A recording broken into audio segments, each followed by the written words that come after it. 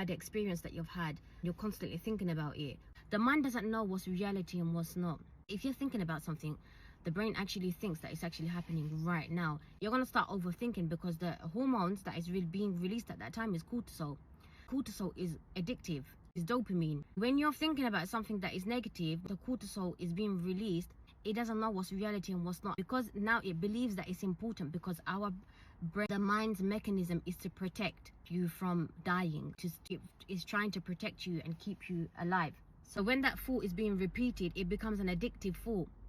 And it's the same with the positive ones. Say, for example, you've had a good experience with someone when you were young, or even as an adult. You've had a crush on someone, dopamine that is being released. Because you enjoy those moments of happiness, it repeats that memory over and over again, just for you to feel happy again.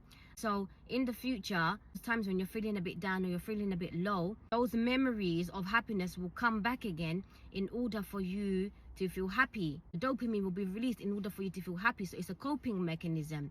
And what it does is it gets you into a loop. It gets you to having to remember those moments when you're feeling low. It's the same thing when you're trying to protect yourself. Say, for example, you want to, some people, they wake up in the morning, the first thing they think of is the trauma that they've been through or someone that's hurt them.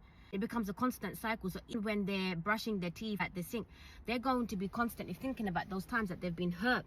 That's because the mind has registered it as important now. It becomes an addictive loop. In order for you to get out of it, you need to stop it. Sometimes it's very difficult or challenging to stop it.